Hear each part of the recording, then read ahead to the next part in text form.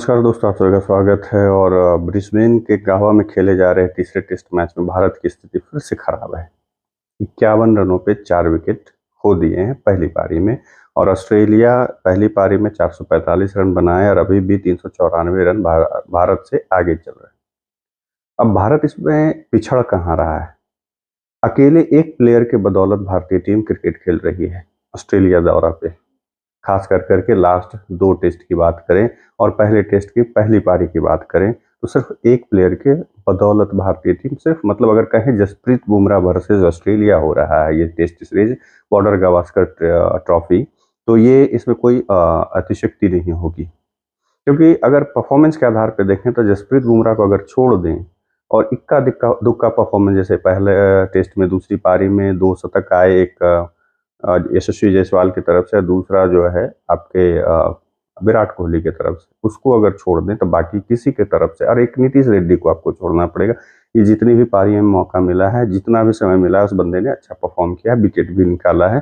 तो एक दूसरा प्लेयर उसको भी छोड़ सकते हैं आप लोग। लेकिन बाकी की बात करें तो कहीं से किसी भी तरीके से उन लोगों का जो खेल है, जो स्तर है, खेल का जो स्तर है, बैटिंग का जो स्तर है, वो बहुत ही निचले पायदान पे, निचले स्तर पर है। खास कर करके विराट कोहली की बात कर ले। विराट कोहली को चोकली लोग बोलते हैं, कोई कुछ बोलते हैं, कोई कुछ बोलते हैं, तो गलत नहीं बोलते हैं। विराट कोहली, रोहित शर्मा ने जो इज्जत कमाई है क्रिकेट के माध्यम से, जो परफॉर्मेंस के आधार पे जो भारत को खुशी के मौके दिए, यहाँ के लोगों को जो उन लोगों ने खुशी के पल दिए हैं, अब वो लोग दोनों प्लेयर जो है धीरे धीरे भारतीय क्रिकेट फैन की नज़रों से वो गिरते जा रहे हैं। वो जो इज्जत है वो खोते जा रहे हैं। विराट कोहली की बात करें तो 5 सालों में आप ये सोचें ना, विराट कोहली को आखिर एक, अगर हम फिल्म की डायलॉग बात करें तो उसी डायलॉग को अगर हम बदल दें कि कोहली तेरा खून कब खौलेगा, तू कब बदला लेगा, तू कब उठेगा, तू कब शतक लगाएगा, शतकों पे शतक लगाएगा। क्या एक शतक लगा कर कर करके लगातार फिर एक साल बिना शतक के खेलना है? क्यों? क्योंकि अगर देखें 2020-21 की बात करें तो सबसे आगे विराट कोहली चल रहे थे 27 शतकों के साथ। पहले भी मैंने इस पर वीडियो बना चुका हूं। और उनसे पीछे चल रहे थे 26 शतक था इनका स्टीव स्मिथ का, और 24 शतक था केन विलियमसन का, 17 शतक था जो रूट का।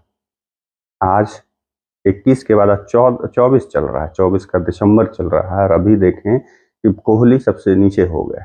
ऊपर, सबसे ऊपर 36 शतकों के साथ जो रूट हैं 33-33। कल जो स्टीव स्मिथ ने लगाया तो आज केन विलियमसन ने लगा दिया।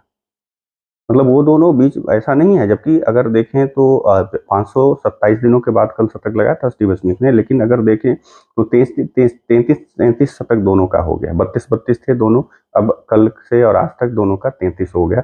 और विराट कोहली एक शतक इस बीच पे इधर और लगाए हैं, तो वो 30 पे पहुंचे हैं। 3 शतक पिछले 5 साल में, 3 शतक। और उधर दूसरे तरफ देखिए कि एक बंदा 18-19 शतक लगा दिया जो रूट ने, एक दूसरा जो बंदा है 9 शतक लगा दिया केन विलियमसन ने। और इधर देखें स्टीव स्मिथ की बात करें तो उस समय से लेकर करके 7 शतक लगा दिया। विराट कोहली साहब जो ग्रेटेस्ट गोट बोले जाते हैं, वो उन्होंने सिर्फ 3 शतक लगाए।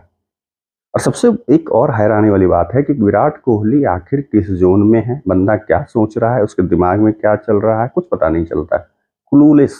और नहीं तो एक ये लगता है कि कहीं कप्तानी तो नहीं चाह रहे, जिसकी वजह से वो खराब खेल रहे हैं। ये बोलते हुए थोड़ा अजीब सा लग रहा है, अटपटा सा लग रहा है, लेकिन बोलना पड़ रहा है, क्योंकि जिस तरीके से पिछले 2 टेस्ट मैचों में वो आउट हुए हैं, उसके आधार पे तो यही कह सकते हैं कि अगर पिंक बॉल में टेस्ट की बात करें कि वो लगभग स्टंप के पास गेंद जा चुकी थी, स्टंप के पीछे, और अचानक से बल्ला लगा दिया और स्लिप पे कैच हो गए।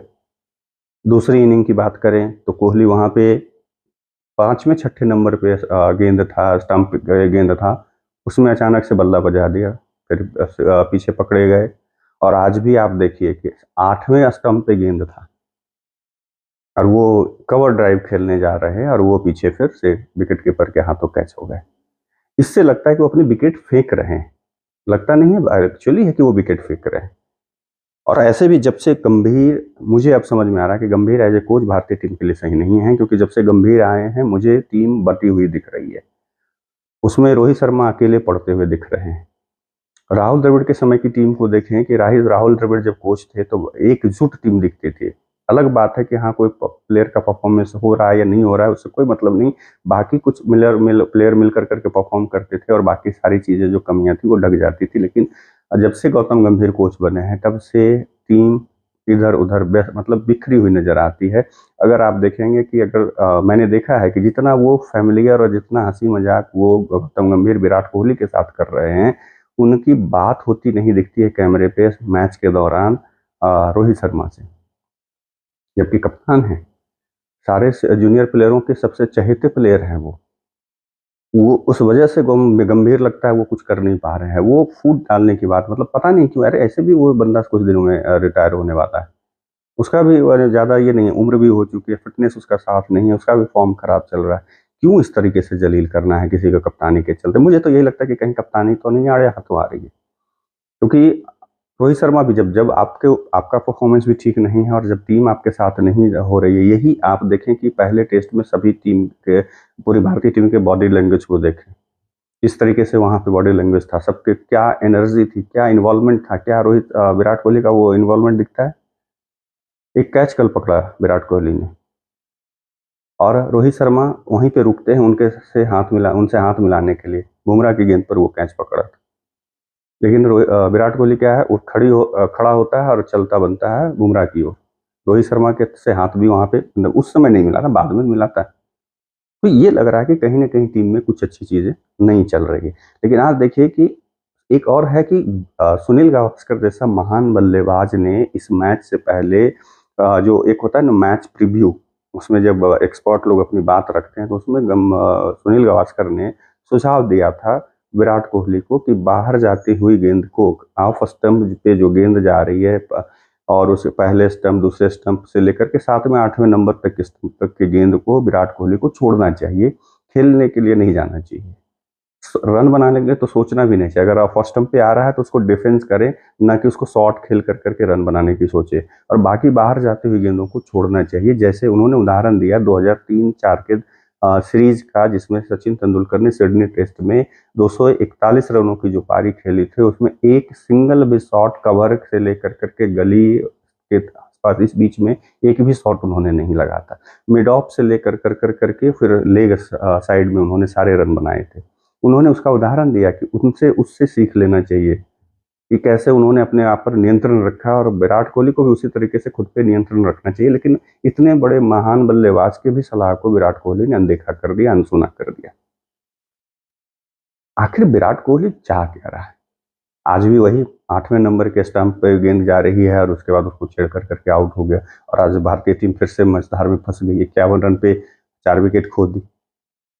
हाँ, शुभमन गिल का कैच कहेंगे तो वो मानेंगे कि हाँ बहुत बेहतरीन कैच मिचेल मार्श ने लिया, लेकिन एक तरह से देखे तो उससे भी बचा जा सकता था। लेकिन चलिए, वो गेम का हिस्सा है कि अचानक से हाथ में चिपक गया। एक तरफ दूसरी तरफ जो है ये यशस्वी जायसवाल ने पहले मैच में भाई दूसरी इनिंग में शतक क्या लगाया, उसने तो उंगली कर दिया था मिचेल स्टार्क को। लेकिन अब मिचेल स्टार्क अंपायर की उंगली से उसको उंगली कर रहा है, लगातार उसको आउट कर रहा है। यही होता है कि जब आप अपनी हैसियत बोलते हैं, उतने सीनियर मोस्ट प्लेयर को कह रहा है कि तुम अब धीमे हो गए हो, थोड़ा तेज डालो। अब वही प्लेयर उसको दिखा रहा है औकात कि अभी बच्चे हो, थोड़ा कम बोला करो, अपने खेल पे फोकस करो, खेल पे ध्यान दो। अब 51 रनों में अगर देखें तो केएल राहुल का स्कोर रन जो है ज्यादा है। केएल राहुल अगर देखें हम लोग तो 33 रन, 51 रनों में 33 रन केएल राहुल ने बनाया, जिसको कि केएल राहुल को हटाने की बात हो रही थी, जिस केएल राहुल को ड्रॉप करने की बात हो रही थी, जो केएल राहुल बेंगलुरु में टेस्ट न्यूजीलैंड के खिलाफ हो रहा था तो पिच को प्रणाम किया था और उसने कहा था कि मुझे लग रहा है कि इसके बाद मुझे मौके नहीं मिलेंगे। उस बंदे ने 33 रन बनाए हैं, नॉट आउट है अभी। और उसके बाद अगर देखें यशस्वी जायसवाल तो 4 रन, 2 गेंद में 4 रन। पता नहीं T20 वाले बल्लेबाज हैं ये लोग। शुभमन गिल 3 गेंद में 1 रन, विराट कोहली 16 गेंद में 3 रन, ऋषभ पंत 12 गेंद में 9 रन। अब इस बार ऋषभ पंत भी नहीं चल रहा है, जो संकट मोचक है भाई से भारतीय टीम का, वो भी नहीं चल रहा है। तो उसके दोष नहीं, वो तो चल कभी भी वो उसी तरह का प्लेयर है। अब रोहित शर्मा भी आए, 6 गेंद पर 0 रन बना कर करके नॉट आउट है। इसके बाद आप देखें कि मतलब क्या है, अभी आज तीसरा दिन बच गए, नहीं तो आज ही अच्छा खासा विकेट गिर जाता क्योंकि बारिश आ गई।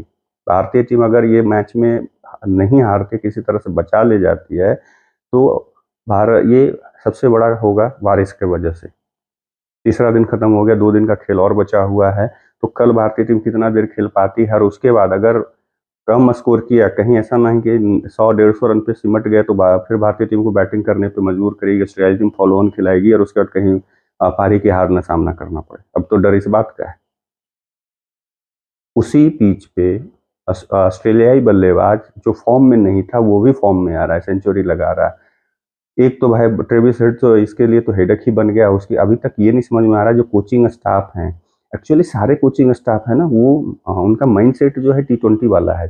अब टेन डिस्काटे जो है असिस्टेंट कोच, क्या कभी उन्होंने टेस्ट खेला है? मुझे नहीं लगता, मैंने उनका नहीं देखा है। अब घरेलू क्रिकेट खेला होगा कुछ, मॉर्नी मॉर्कल ने खेला है, गौतम गंभीर ने खेला, अभिषेक नायर घरेलू क्रिकेट खेले हैं, उस तरह का नहीं। लेकिन अगर देखें कोचिंग इनकी जो करियर है वो ज़्यादा T20 का कोचिंग करियर है।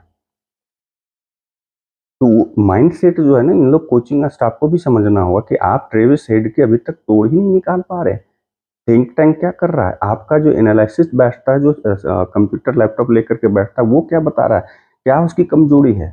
अभी तक समझ में आपको नहीं आया कि उसकी कमजोरी क्या है। लगातार 2 शतक लगा दिए, और WTC के फाइनल में पहुंचने से अगर कोई दूर कर रहा है तो अकेले ट्रेविस हेड है, भारतीय टीम को दूर कर दिया है। और भारतीय टीम की तरफ से कोई अगर लड़ रहा है तो वो अकेला जसप्रीत बुमराह। इस मैच में भी पहली इनिंग में 6 विकेट लिया है उसने। अगर उसे छोड़ दे तो उसको बाकी गेंदबाजों से मदद नहीं मिल पा रही, न सिराज से न बाकी। इस बार आकाशदीप को मौका मिला, और आकाशदीप ने गेंदबाजी अच्छी करी है। सिराज 4 से ऊपर का मतलब अगर देखें उनका जो इकोनॉमी है, 4 से ऊपर का इकोनॉमी है। और वहीं पे अगर सिराज की बात करें तो 3 का इकोनॉमी है, और ये सॉरी आकाशदीप का, माफ करें, सिराज का 4 से ऊपर का इकोनॉमी, ये तो वनडे वाला इकोनॉमी है। आकाशदीप ने कुछ गेंदबाजी अच्छी करी, लक साथ नहीं दिया। कई एक बार वो एज लगा, मैं कल देख रहा था कि स्टीव स्मिथ के कई एक बार उसने एज लगा, लेकिन चलिए ठीक है, वो एक तरफ से दबाव बना रहा था। लेकिन अब ये सोचिए कि सिर्फ क्या बुमराह ही आपको बैटिंग भी करे, फील्डिंग भी करे, बॉलिंग भी करे, कप्तानी भी करे, कोचिंग भी करे, सब कुछ करे, बाकी लोग किस बात के हैं? और उसके बावजूद देखिए कि कितना बड़ा वो प्लेयर, उसका उसको समझना होगा कि अगर कोई टीम मैन है अभी फिलहाल उस टीम में तो बुमराह ही है। क्योंकि बुमराह आकर के क्या, जब उससे ये सवाल कुछ पूछा गया परफॉर्मेंस पे कि हाँ बल्लेबाजों ने ऐसा नहीं किया, अदर गेंदबाज आपको साथ नहीं दे रहे हैं, उस पर साफ उसने कहा कि ये टीम गेम है और हम एक टीम है, तो हम किसी के ऊपर, टीम मेंबर के ऊपर, एक दूसरे के ऊपर ये जो है फिंगर पॉइंट नहीं कर सकते हैं कि हाँ भाई तुमने गलत किया, तुमको ये करना चाहिए, या कोई मुझे कहे, इस तरह की बातें नहीं होना चाहिए। एज ए टीम हम खेल रहे हैं और एज ए टीम ही बात करेंगे। कितनी बड़ी बात कहा उसने। लेकिन क्या उस हिसाब से आप देखें कि कोहली, मुझे नहीं लगता है, कोहली मुझे पता नहीं क्यों लगता है कि जानबूझ के वो बंदा कर रहा है इस तरह से। और नहीं, अगर सही में इतना गंदा खेल रहा भाई, ये है कि तुम्हारे साथ जानबूझ के नहीं कर रहे हो, तो मुझे लगता है कि संन्यास लेने का वक्त आ गया है। कोहली अपनी इज्जत बचाना चाहता है, तुम भूल जाओ, टेस्ट को भूल जाओ, वनडे में कंटिन्यू करो, और हो सके तो फिर से T20 में खेलना। लेकिन T20 भी अब इसके बस की बात नहीं रही। वनडे खेल सकते हो, वनडे के हो भाई, तुम ग्रेटेस्ट ऑल टाइम हो, गोट तो हो, तो तुम वनडे खेलो, टेस्ट को बकस दो, टेस्ट तुम्हारे लिए नहीं है। और रोहित शर्मा का भी आखिरी टेस्ट दौरा होगा, उसके बाद तो चलिए ठीक है। और मुझे लगता है कि अब धीरे धीरे जो है ना, भारतीय टीम में चयन ऐसे प्लेयरों का होना चाहिए, खाली टेस्ट का खास कर करके। अगर ये पूरी टीम को उठाकर देखेंगे तो ये T20 और IPL के प्लेयर हैं मैक्सिमम। अगर करना है तो आपको घरेलू, अगर अभिमन्यु ईश्वरन को एक मौका देकर के देखना चाहिए था, क्या पता अच्छा ही कर जाता। लेकिन एक सवाल ये भी है, क्या अगर विराट कोहली दूसरी ही पारी में भी फेल करते हैं तो उनको ड्रॉप किया जाएगा? क्योंकि बहुत लंबे समय से वो पहले मैच के शतक पर उनको नहीं दिया जा सकता, क्योंकि उसमें भी उन्होंने, उनका जो 1-2 बार कैच छूटा था, हम लोगों को लगा था कि अब फॉर्म में आ गए हैं, अब लगातार शतक दिखेंगे ऑस्ट्रेलिया के खिलाफ। लेकिन पहले दूसरे टेस्ट में फिर फिसट दी, तीसरे टेस्ट में फिर पहली पारी में फिसट दी। तो क्या विराट कोहली को ड्रॉप किया जाएगा? क्या रोहित शर्मा को ऊपर आना चाहिए? फिर से एक सवाल, फिर जबकि रवि शास्त्री से लेकर सुनील गावस्कर ने सभी ने कहा था कि ऊपर आना चाहिए था। ये ग्रेग चैपल के समय का याद आ रहा है। ग्रेग चैपल ने इसी तरीके से सचिन तेंदुलकर के परफॉर्मेंस को मतलब जो है खराब किया था। अच्छे फॉर्म में चल रहे थे सचिन तेंदुलकर, और उनको जो है ना ओपनिंग से हटा कर करके 4 नंबर 5 नंबर पे भेज दिया था, जिसके वजह से 2007 का वर्ल्ड कप में इतनी करारी हार हुई और बांग्लादेश जैसी टीम से पिट कर करके उस मतलब बाहर हो गए, लीग से ही बाहर हो गए थे। क्वार्टर फाइनल, फाइनल, सेमीफाइनल तो अलग बात है, लीग ग्रुप से ही बाहर हो गए थे, लीग स्टेज से। तो वही स्थिति अभी देखने को मिल रहा था कि विराट अचानक से रोहित शर्मा के परफॉर्मेंस में पिछले 3 टेस्ट 4-5 टेस्ट से उनका जो है नीचे गिर गया ग्राफ, जबकि वो यशस्वी जायसवाल के बाद सबसे ज्यादा रन बनाने वाला, शतक लगाने वाला, ये जब से WTC मैंने शुरू हुआ है, ये इस बीच में भारत की तरफ से सबसे ज्यादा रन बनाने वाले हैं वो बल्लेबाज, शतक लगाने वाले भी सबसे ज्यादा है। फिर अचानक से उनका परफॉर्मेंस गिरने का कारण क्या है? क्योंकि ये जो छेड़छाड़ हुई है, बैटिंग नंबर में छेड़छाड़ हुई है, चाहे वो केएल राहुल के साथ हो या चाहे रोहित शर्मा के साथ, और उसके बाद टीम में एक जो एकजुटता और एक हंसी खुशी का जो माहौल दिखता था, एक माहौल हल्का लाइट मोड में जो माहौल दिखता था, वो नहीं दिख रहा है। ये सबसे बड़े कारण है भारतीय टीम के इस परफॉर्मेंस का। अगर भारतीय टीम को अगर ये मैच बचाना है तो कल पूरी बैटिंग करनी होगी, फिर ये 2 दिन बैटिंग भारतीय टीम को करनी होगी, पहली पारी या दूसरी पारी कहने, दोनों पारी मिलाकर के। मैं दोनों पारी मिला करके कह रहा हूँ कि 2 दिन किसी तरह से टालो, तभी ये हार टलेगा, नहीं तो भारतीय टीम ये भी मैच हारेगी। और ये मैच कहीं हार गई तो भारतीय टीम हर मतलब 99.99% WTC के फाइनल से बाहर हो जाएगी।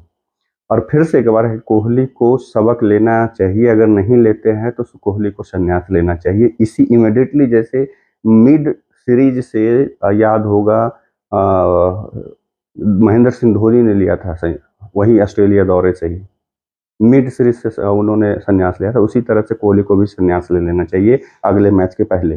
मेरा तो यही मानना है। आप लोगों का क्या मानना है कमेंट करके जरूर बताइए। तब तक के लिए आप लोगों से विदा लेता हूँ, दूसरे वीडियो में। नमस्कार।